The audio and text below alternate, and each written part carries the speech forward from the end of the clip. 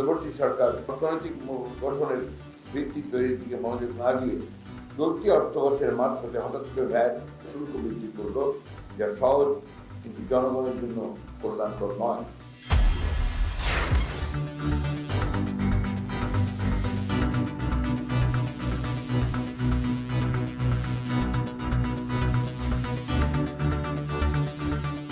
আমরা দেখে আশ্চর্য হয়ে গেছি কিভাবে অবিবেচকভাবে ভ্যাট বৃদ্ধি করা হয়েছে।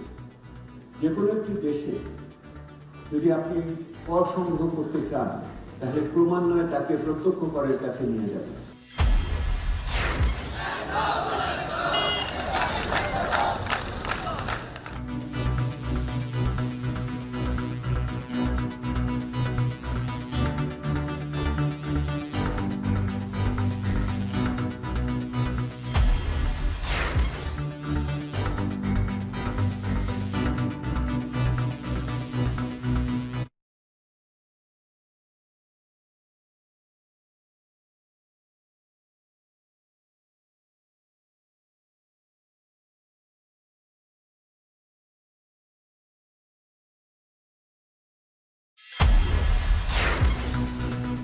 মূল্যস্ফীতি নিয়ন্ত্রণে সমন্বিত পদক্ষেপের অভাব সরকারের।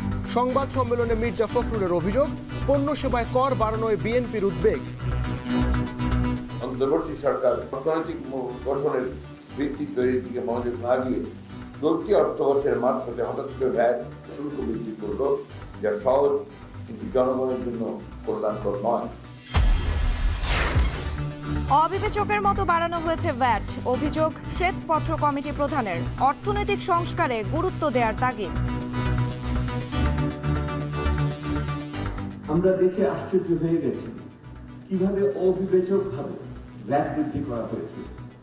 যে কোনো একটি দেশে যদি আপনি কর সংগ্রহ করতে চান, তাহলে ক্রমান্বয়ে তাকে প্রত্যক্ষ করের কাছে নিয়ে যাবেন।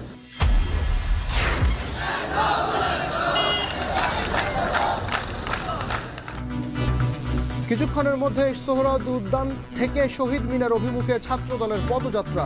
ছাত্রলীগের সন্ত্রাসী কার্যক্রমের বিচার ও শাস্তি নিশ্চিতের দাবি। এবং সংসদের আগে স্থানীয় সরকার নির্বাচন নিয়ে রাজনৈতিক দলগুলোর পরস্পর বিরোধী অবস্থান আত্মঘাতী হবে বলছেন বিশেষজ্ঞরা। সামাজিক আইন শৃঙ্খলা অনেক কিছু জড়িত ওই নির্বাচনের সাথে, আর তার সাথে কিন্তু স্থানীয় সরকারের নির্বাচনের কোনো এজেন্ডা মিলে না। এটা একটা ভালো পদ্ধতি হিসেবে, একটা ভালো গ্রাউন্ড হিসেবে কাজ করতে পারে জাতীয় নির্বাচনের জন্য।